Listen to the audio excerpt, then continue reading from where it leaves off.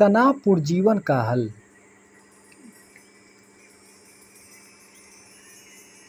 सूरज नाम का एक लड़का था। वह पढ़ने में काफ़ी अच्छा विद्यार्थी था। उसने देश के सबसे अच्छे इंजीनियरिंग कॉलेज में इंजीनियरिंग की थी। उसका प्लेसमेंट भी अच्छा कंपनी में हुआ था। उसके पास आसपास पड़ोस के लोग ने कहना शुरू कर दिया था कि चूंकि सूरज बहुत ही अच्छा है पढ़ने में, तो उसे आईएएस परीक्षा की तैयारी करनी चाहिए। माता पिता का भी यही मन था। यह सब सुनकर सूरज अपने जीवन में दबाव महसूस करने लगा। एक दिन उसने सोचा कि मैं यह नौकरी छोड़कर आईएएस परीक्षा की तैयारी करता हूँ, और उसने ऐसा ही किया। कई वर्ष बीत गए, परंतु वह आईएएस परीक्षा में उत्तीर्ण नहीं हो पाया। अब उसके सारे प्रयास असफल हो चुके थे।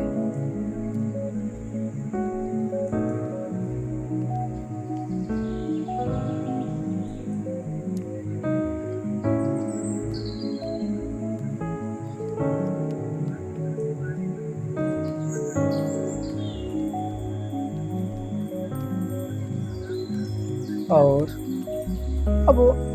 अब वह इस परीक्षा में बैठने के लिए अयोग्य हो चुका था, क्योंकि उसकी उम्र 32 वर्ष हो चुकी थी।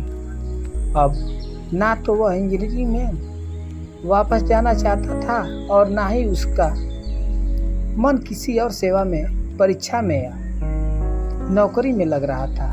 वह बहुत ही तनावपूर्ण रहने लगा। अब बात बस इतनी सी थी कि उसने आईएएस परीक्षा में सफलता नहीं पाई। अब बातें बहुत सारी थी। दूसरी नौकरी की सोच भी उसे परेशान करती थी।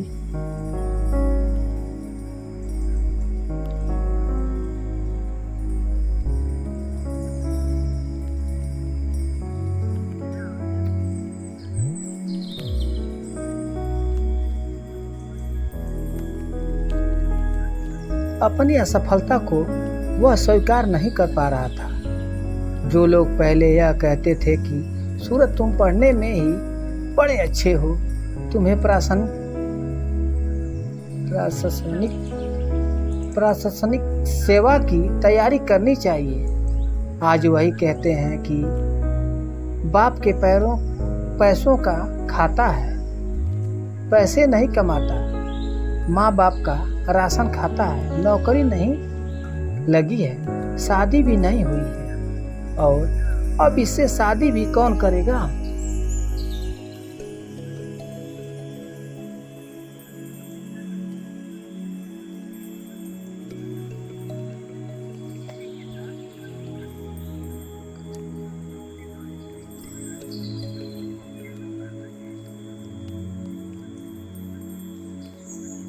शादी के लिए उसकी उम्र भी ज़्यादा हो गई थी, और जब नौकरी ही नहीं तो फिर शादी कैसी। माता पिता की भी उसकी असफलता और तनावपूर्ण रहने लगते थे। उसका व्यवहार भी अपने बेटे की तरह अच्छा नहीं था। वो ऐसा जानबूझकर नहीं करते थे। उन्हें भी समाज के लोग जो सुनाते थे उससे वे लोगों विचलित हो जाते थे, और उसका असर उनके व्यवहार पर दिखता था। इन सब से सूरज का जीवन के प्रति नजरिया बदलने लगा। उसका व्यवहार बदल गया। वह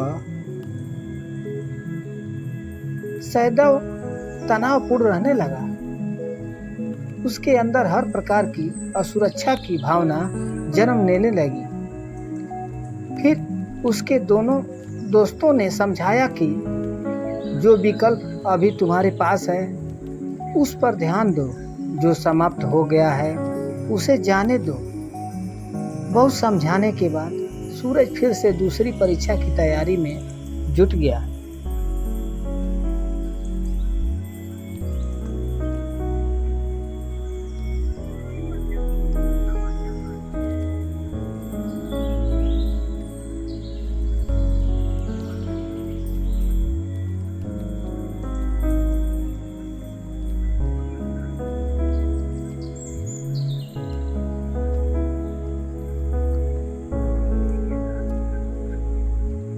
एक साल के अंदर ही उसे सरकारी नौकरी भी मिल गई, परंतु उसका व्यवहार न बदला।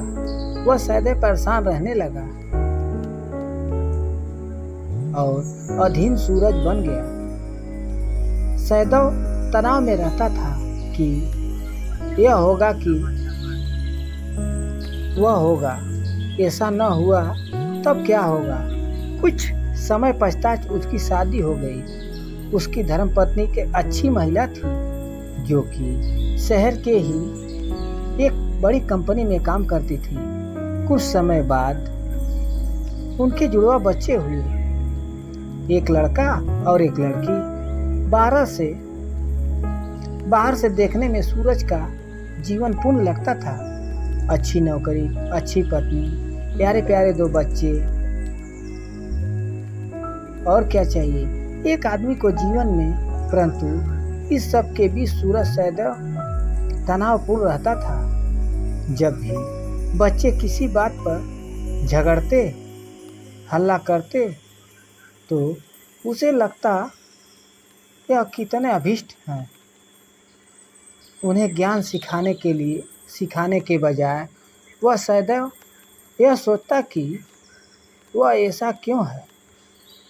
जब उसकी पत्नी उसे समझाती हुई कहती कि बच्चे झगड़ा हल्ला तो करेंगे ही, तब उसे लगता कि उसकी पत्नी कितनी कामचोर है। वह अपने बच्चों को संभालने के बजाय मुझे यह ज्ञान दे रही है। जब कभी उसकी पत्नी अपने दफ्तर से देर घर आती और कहती कि आज का खाना बाहर से मंगवा लेते हैं,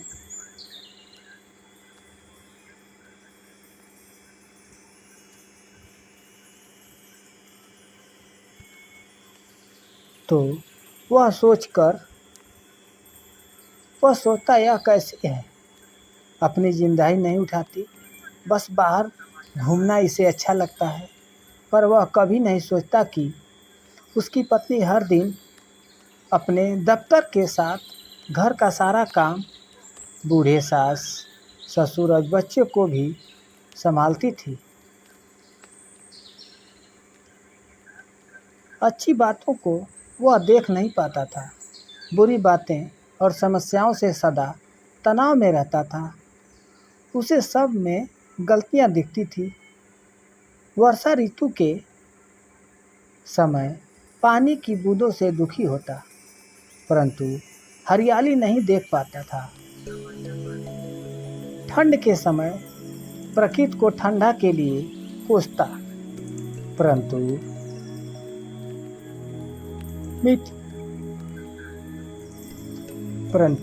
मीठी धूप को नहीं सहारता।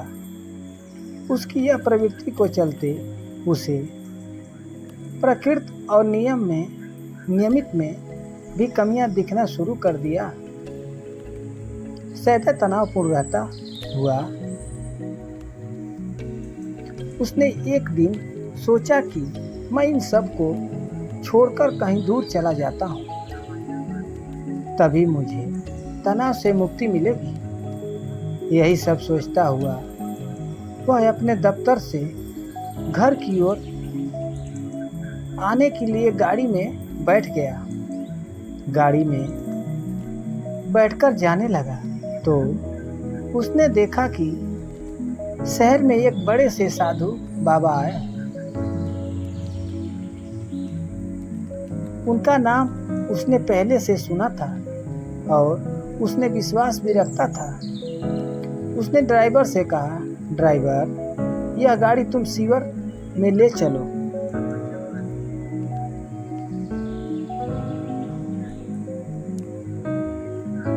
मैं साधु बाबा से अभी मिलूंगा।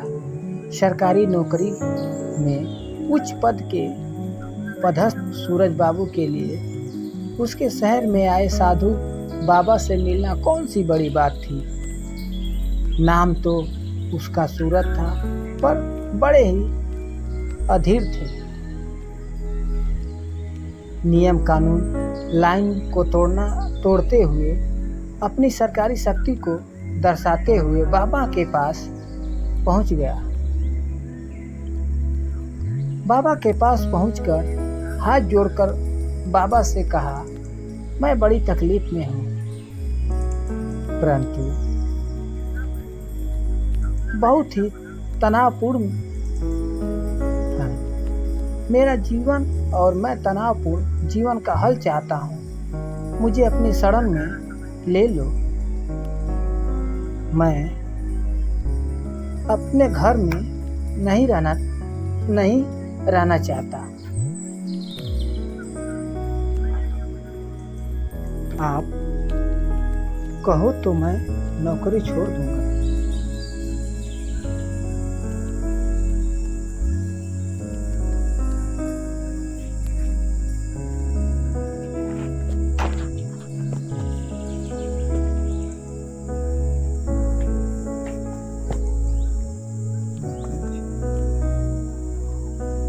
मैं तनावपूर्ण जीवन में थक चुका हूँ।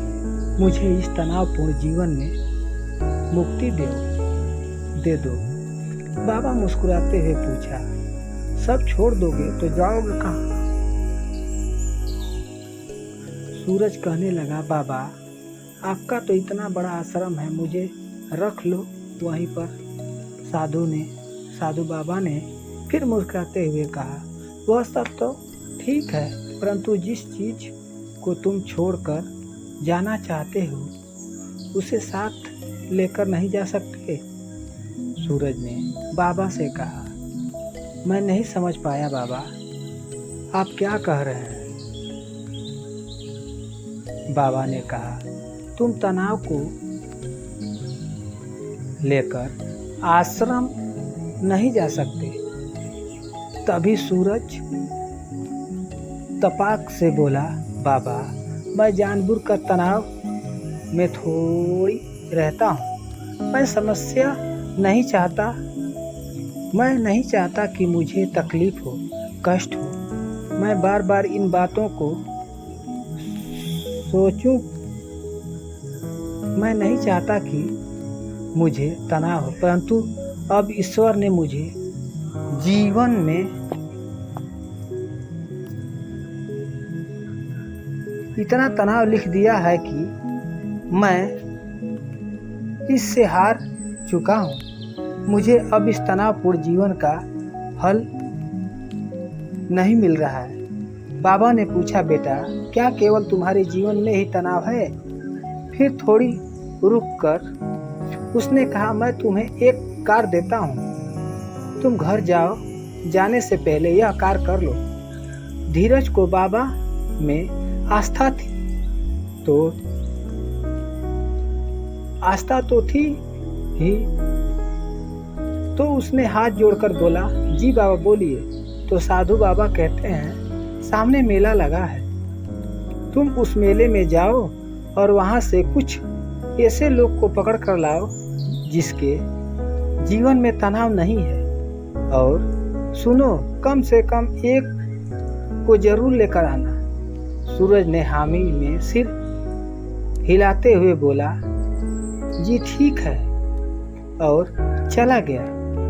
मेले में जाकर उसने बहुत सारे लोगों से पूछा कि उसके जीवन में तनाव है या नहीं है, परंतु वह यह देखकर आश्चर्यचकित हुआ कि किसी ने भी नहीं कहा कि मेरे जीवन में तनाव नहीं है। सब अपनी तकलीफ को बढ़ा चढ़ाकर सुनाने लगते। तब उसने लोगों से पूछा क्या कोई ऐसा नहीं है जिसके पास कोई तनाव न हो? लोगों ने कहा, हाँ ना, पागल को तनाव नहीं होता है, शराबी को तनाव नहीं होता है, बच्चों और बूढ़ों को तनाव नहीं होता है। वही एक आदमी बैठकर शराब पी रहा था और नशे में डूब था। उसने बड़बड़ाते हुए कहा, बात तो सही है, शराबी को तनाव नहीं होता, हमें क्या पड़ी है, कहाँ क्या हो रहा है, बस इतनी सी चिंता रहती है कि आज दारू का जुगाड़ कहाँ से होगा, कहाँ से पैसे मिलेंगे कि मैं बोतल खरीद पाऊंगा।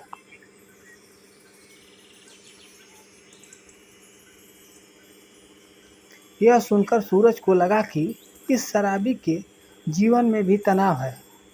तभी वहाँ बैठा बूढ़ा हंसने लगा और बोला, हाँ, शराबी का जीवन अच्छा है,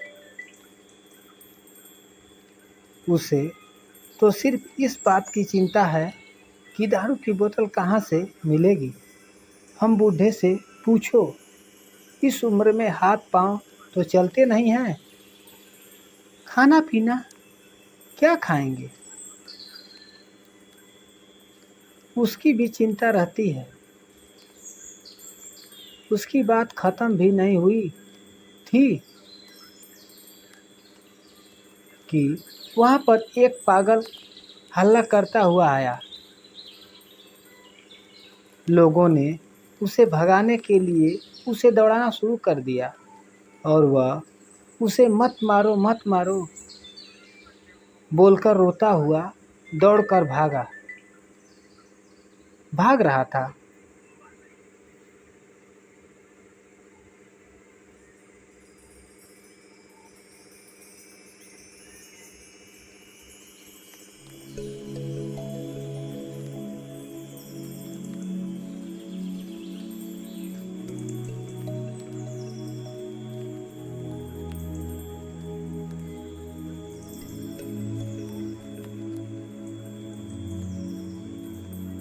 यह सब देख सूरज को लगा कि चाहे वह आम आदमी हो, शराबी हो, पागल हो या बूढ़ा हो, तनाव तो सबके जीवन में है। तभी एक बच्ची उसके पास आती है और कहती है, अंकल, क्या आप मुझे कुछ रुपए दे सकते हैं? मुझे भूख लगी है। माँ ने जो पैसे दिए थे मेले में आने के लिए, वो मुझसे गिर गए। सूरज बड़बड़ाते हुए 50 रुपए निकाला कि बच्चे को भी तनाव का सामना करना पड़ा रहा है। इस बच्ची को भूख लगी है और पैसे नहीं है। बच्ची रुपए लेते हुए कहा, क्या है अंकल, इसको तनाव थोड़ी ना कहते हैं, यह तो भूख की समस्या है। बच्ची की इस बात से सूरज की अकल ठिकाने आ गई। वहां वह दौड़ा भागा साधु बाबा के पास पहुंचता है और उनके चरणों में गिर जाता है। बाबा उसे कहते हैं, क्या हुआ बेटा, तुम इतने दौड़ भागते क्यों आए हो? उसने कहा, आपने मेरी आंखें खोल दी। यदि आपने मुझे मेले में ना भेजा होता तो मैं तो यह जान ही नहीं पाता कि मैं कितना मूर्ख हूँ।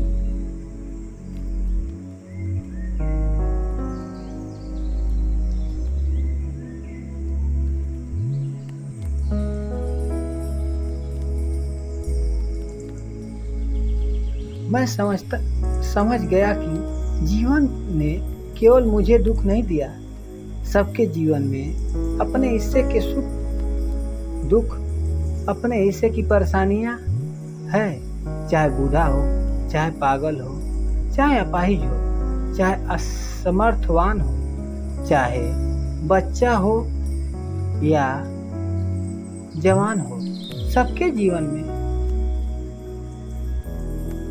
अपने अपने हिस्से के सुख दुख परेशानियां हैं। और तो और मेरी आंखें तब खुली की खुली रह गई जब एक बच्चा ने बताया कि तनाव तो कोई समस्या है ही नहीं, समस्या तो भूख है। और मैं आज समझ जाता था कि तनाव मेरी समस्या है। यदि मैंने अपनी समस्याओं का निवारण किया होता तो मुझे कभी तनाव नहीं होता ही नहीं। यह सब सुनकर बाबा मुस्कुराते हुए उसकी पीठ थपथपाने लगे। सूरज ने बाबा से कहा, परंतु अभी भी एक प्रश्न मेरे मन में शेष है। बाबा जी, हम हर समस्या का निवारण तो नहीं कर सकते हैं, तो क्या उस वजह से हमें तनाव नहीं होगा? बाबा बोले, इतनी बात समझ गए हो तुम तो यह भी समझ लो कि पुत्र की समस्या केवल लंबी या अपूर्ण कार्य का मंशा ही नहीं होती। कभी कभी जब परिस्थितियां और मन की स्थिति में भेद हो तब वहाँ की समस्या है। कभी तो समाधान समस्या का निवारण है और कभी कभी मात्र स्थिति परिस्थितियां को स्वीकार लेना भी अपने आप में निवारण है। बाबा की बातें सुन जीवन में तनाव से मुक्त का ज्ञान पाकर सूरज अपने घर पर चला गया। आज उसने यह जान लिया था कि तनाव उसके अंदर है। तनाव कोई समस्या नहीं है। समस्या आने पर तनाव में नहीं आना चाहिए। यह एक मनोस्थिति है, अपितु उसका समाधान करना चाहिए। यदि मनसा के विरुद्ध कुछ घटित हो रहा है तब तनाव उत्पन्न होता है। इसलिए मनुष्य को चाहिए कि अपनी समस्याओं का निवारण करे और विपरीत परिस्थितियों में धैर्य रखते हुए परिस्थितियों के अनुकूल चले। दुनिया में कोई भी ऐसा मनुष्य नहीं है जिसके जीवन में समस्या ना हो, परंतु उन समस्याओं की वजह से तनाव में रहना है या नहीं रहना है। यह मनुष्य का अपना चुनाव है।